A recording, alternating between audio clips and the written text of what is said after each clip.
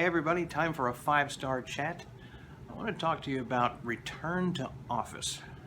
Return to office, and just some pointers on that as people are returning to work for the first time in a long time because of this pandemic. But before I start, a big shout out to my friend Steve, who told me he liked my little video on Friday. Thank you, Steve. Thank you so much. I hope these videos are of help to somebody. I hope people get something out of it.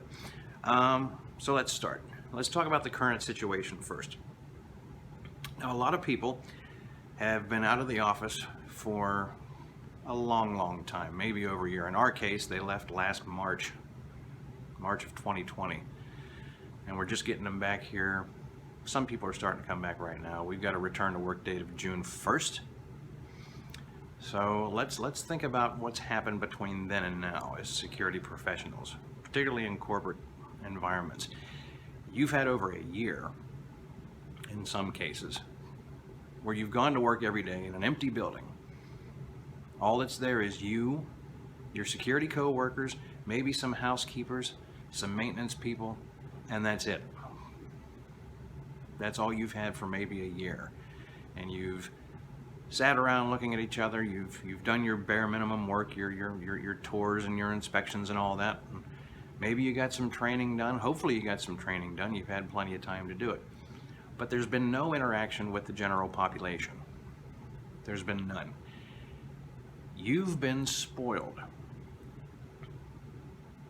Let's be honest here. You haven't worked. You've been on vacation. And now that vacation's over. People are coming back. Now, some of you may have already experienced this. Maybe you've already got some people in the office. You know, we've took a little bit longer because we wanted to be sure that we were really ready for this. But you've had it easy, and now the people are coming back, and it's going to have an impact on you. So let's dive into that real quick. How are you going to deal with this? Ask yourself, how am I going to deal with all these people coming back? I haven't seen anybody in a long time. I'm going to be at this lobby desk. Do I remember how to register people? You know, all this stuff. And it should be fresh in your brain anyway on how to do these things. But here's the deal. You're going to get people coming back for the first time, and they're bringing equipment back. They've been working from home, but some of them have decided, I don't want to work from home. I want to work at the office. So they're bringing all their equipment back, getting set up again so they can work from the office again. And some of those people might need some help. You know, some of those people, maybe they've been away from the office so long that their ID badge has expired. They're going to need help with that. They're going to need help with a lot of things. And you're going to be the one there, maybe sitting at that lobby desk, the first person they see. And they're going to look to you. You're their help. So now is the time to put on your customer service hat.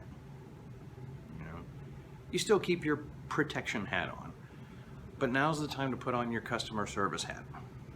Now's the time to put on your concierge hat. You know, you're going to be a big help to these people if they need it, or at least you should have that attitude. You might do some things you wouldn't normally do. You might help somebody push a cart in or something with their equipment if they're struggling or whatever. This is really the time where you put on your customer service hat. You get out of your comfort zone. You do the out of the norm, and you really help these people get in. You can be a real help to these people coming back in. They're going to need you, and you're going to need them. You're going to need them to get back into the practice of what you do anyway. So think about it that way. This moment is all about service, which service is pretty much why we're around anyway. We call ourselves security officers, and some people think about authority and all that stuff. BS, people. There is some authority there, but we are service workers. Customer service work. We're all about the customer. In fact, speaking of my buddy Steve, let me tell you what he told me years ago. We were at a building that's now closed, and we were kind of looking around at the people, and he just out of the blue asked me, he says, you know who signs your paychecks? And I kind of had an idea where he was going, but I was like, what's up? And he says, every one of these people sign your paychecks. So make sure you treat them good. Make sure you help them when they need it, you know.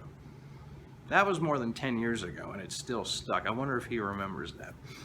Anyway, so yeah, it's time to put on your customer service concierge hat, maybe do some things out of the ordinary that you wouldn't normally do. It's going to be overwhelming, particularly for you day shifters, you 9 to 5ers, 7 to 3, 8 to 4, I don't know what your hours are. It's going to be overwhelming for you guys. If you work in a large building, if you work in a big environment where there's a few thousand people coming in and out of the building every day, you're not going to be used to this, particularly if you're new. If you started working for a large company in a security department during the pandemic when nobody was here, get ready. This is going to be interesting for you. But it's not about doom and gloom there, okay? Don't be afraid to ask for help.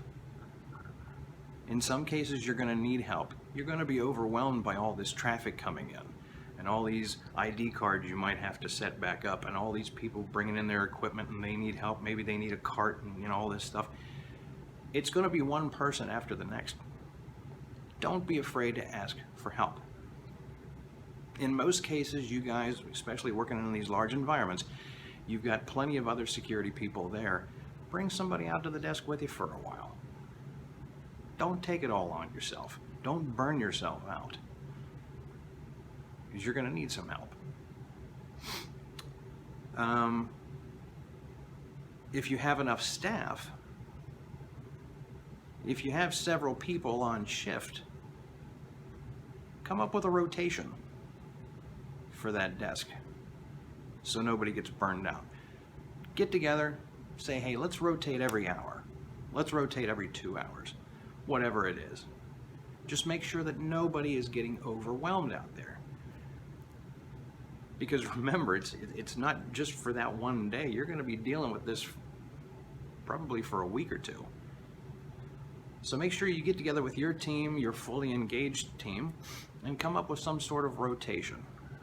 So you're all sharing this joy of all these people coming in. And I would say finally go home after your shift is over, get a good night's sleep, and get ready to do it all over again the next day. Because like I said, it's not just going to be for that one day. It's going to be continuous for a week, for 2 weeks maybe. But get together with your team. If you haven't already, come up with a battle plan and just get through this together. It'll be over before you know it, actually. It'll happen so fast.